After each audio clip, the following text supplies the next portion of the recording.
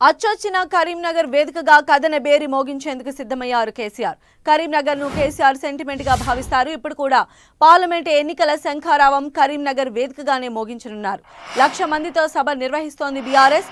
ఈ సభను విజయవంతం చేయడం ద్వారా బలాన్ని చాటుకోవాలని బీఆర్ఎస్ భావిస్తోంది. 2001 మే 17న కేసీఆర్ కరీంనగర్లో నిర్వహించిన సింహ గర్జన తెలంగాణ రాజకీయాల ముఖ చిత్రాన్ని మార్చివేసింది. ఆ తర్వాత 2004, 2008లో కరీంనగర్ నుంచి కేసీఆర్ ఎంపీగా పోటీ చేశారు. 2011 సెప్టెంబర్ 23న కరీంనగర్లో జరిగిన బహిరంగ సభ వేదికగా సకల జనుల సమ్మెకు పిలుపునిచ్చారు. 2014 ఏప్రిల్ 13న సార్వత్రిక ఎన్నికల శంఖారావం పూరించారు. ఇప్పుడు కరీంనగర్ ఎస్ఆర్ఆర్ కళాశాల వేదికగా కథన బేరీ సభతో ప్రత్యర్థి పార్టీలకు సవాల్ విసిరేందుకు సిద్ధమయ్యారు.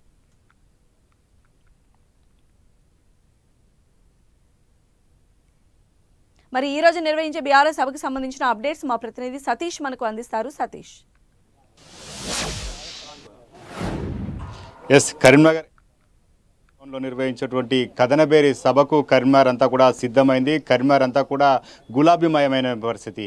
ఆనాడు సింహగర్జన మొదలు నేడు కథనబేరి వరకు బీఆర్ఎస్ పార్టీకి కరీంనగర్ సెంటిమెంట్గా కొనసాగుతుంది. అదే సెంటిమెంట్ను కూడా బీఆర్ఎస్ అధినేత కేసీఆర్ ఫాలో అవుతున్న పరిస్థితి. 2001 నుంచి ఇప్పటి వరకు కూడా ఉమ్మడి కరీంనగర్ జిల్లా సెంటిమెంట్గానే కేసీఆర్ పలు కార్యక్రమాలు నిర్వహించడం జరిగింది. తెలంగాణ ఉద్యమం మొదలు అదేవిధంగా ఎన్నికల ప్రచార సభలు, సకల సమ్మె పిలుపు, సంక్షేమ పథకాలు అమలు, ఇవన్నీ కూడా కరీంనగర్ వేదికగానే ప్రారంభించడం జరిగింది. దాదాపు 1,00,000 మందితో ఈరోజు కథనబేరి సభ నిర్వహించాలని చెప్పి బీఆర్ఎస్ భావించిన నేపథ్యంలో అందుకు అనుకూలమైనటువంటి ఏర్పాటు చేస్తున్నారు.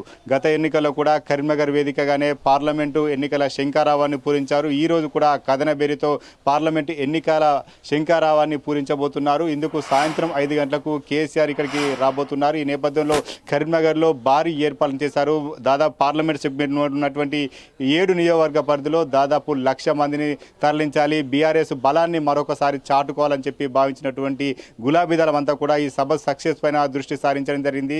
ఎస్ఆర్ఆర్ కళాశాల వేదికగా చాలా వేదికలుగా బీఆర్ఎస్కు ఎన్నికల ప్రచార సభలు, అదేవిధంగా ఉద్యమ సభలు, ఇవన్నీ కూడా ఈ గ్రౌండ్ వేదికగా మారిన నేపథ్యంలో ప్రస్తుతం కూడా మరొకసారి ఈ గ్రౌండ్ వేదికగా మారిందని చెప్పుకోవాలి. ఇప్పటికే బీఆర్ఎస్ అధినేత ఏం మాట్లాడబోతున్నారు, ఎలాంటి అంశాలను బీజేపీ అదేవిధంగా కాంగ్రెస్ పైన సంధించబోతున్నారనేది మాత్రం పొలిటికల్గా ఆసక్తిగా మారినటువంటి పరిస్థితి.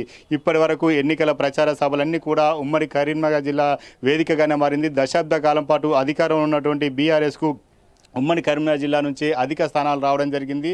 ఆ పార్లమెంటు స్థానాలు కూడా ఎక్కువ స్థానాలు గెలవాలని చెప్పి భావించినటువంటి బీఆర్ఎస్ ఆ దిశగా వ్యూహాలు రచిస్తుంది. మెజార్టీ స్థానాలు గెలవడానికి బీఆర్ఎస్ అధినేత పక్కాగా ప్లాన్ చేస్తున్నట్టుగా బీఆర్ఎస్ శ్రేణులు చెప్తున్నారు.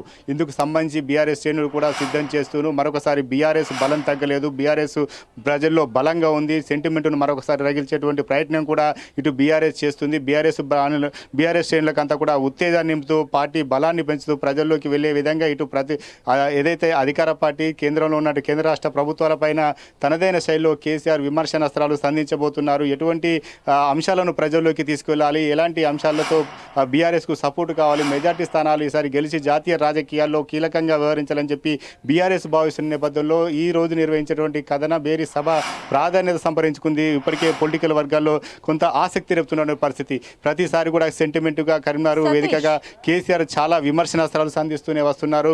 ఎవరైతే నాడు అధికారంలో ఉన్నప్పుడు ప్రతిపక్షాలను కానీ ఇప్పుడు కేంద్ర రాష్ట్ర ప్రభుత్వాలను కానీ ఎటువంటి అంశాలను సంధిస్తారు, ఎటువంటి బాణాలు విమర్శలు వీటిపైన చేస్తారనేది మాత్రం కొంత ఆసక్తికరమైనటువంటి పరిస్థితి. ఇప్పటి వరకు 2004, 2008లో కూడా కరీంనగర్ కేసీఆర్కు అండగా నిలిచింది. అప్పుడు ఎంపీగా చేసినటువంటి సందర్భంలో కూడా 2 సార్లు విజయం సాధించడం జరిగింది. ఉప ఎన్నికల్లో కూడా కేసీఆర్ విజయం సాధించారు. 2014 కూడా బీఆర్ఎస్ విజయం సాధించింది. కానీ 2018లో జరిగినటువంటి ఎన్నికల్లో మాత్రం కొంత బీజేపీకి అనుకూలమైనటువంటి పరిస్థితి వాతావరణం నెలకొంది. ప్రస్తుతం మరొకసారి కరీంనగర్ ఎంపీ స్థానం బీఆర్ఎస్ గెలవాలని చెప్పి ఎంపీ అభ్యర్థిగా వినోద్ కుమార్ను గెలిపించాలని చెప్పి ఇప్పటికే నియోజకవర్గ వ్యాప్తంగా సమావేశాలు నిర్వహిస్తుంది. 7 అసెంబ్లీ నియోజకవర్గాల్లో 3 బీఆర్ఎస్ స్థానాలు ఉన్నాయి, బీఆర్ఎస్ ఎమ్మెల్యేలు ఉన్నారు. మిగతా స్థానాల్లో కూడా ముమ్మర ప్రచారం సాగించాలని చెప్పి అధినేత కేసీఆర్ చేస్తున్నటువంటి దిశానిర్దేశం మేరకు ఇప్పటికే బీఆర్ఎస్ వర్కింగ్ ప్రెసిడెంట్ కేటీఆర్ కూడా రంగంలోకి దిగారు.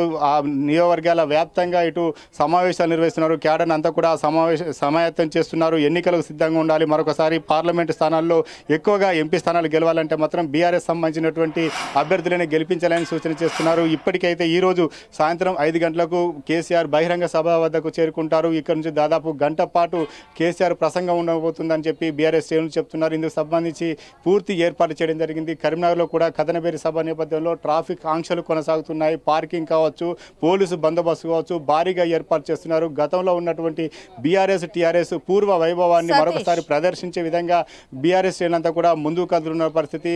ఎమ్మెల్యేలతో పాటు మాజీ ఎమ్మెల్యేలు, మాజీ మంత్రులు వీరంతా కూడా పూర్తి ఏర్పాట్లను పర్యవేక్షణ చేస్తున్నారు. కరీంనగర్తో పాటు తెలంగాణలో ఉన్నటువంటి 17 ఎంపీ స్థానాల్లో మెజార్టీ స్థానాలను బీఆర్ఎస్ కైవసం చేసుకునే దిశగా అడుగులు వేస్తుందని చెప్పుకోవచ్చు. మరొకసారి సెంటిమెంట్గానే కరీంనగర్ను ఎంచుకోవడం జరిగింది. ఆ కరీంనగర్ నుంచి కథన బేరీ మోగించబోతున్న నేపథ్యంలో జంగు సైరన్ మోగించబోతున్నటువంటి కేసీఆర్ ఈరోజు సాయంత్రం ప్రసంగం ఏ రకంగా ఉంటుంది, రాజకీయ వర్గాల్లో ఎటువంటి చర్చకు దారితీస్తున్నది మాత్రం ఆసక్తిగా ఉంది. దాదాపు 1,00,000 మందితో కరీంనగర్ కథనబేరి సభ బీఆర్ఎస్ నిర్వహించబోతుంది. రైట్ సతీష్.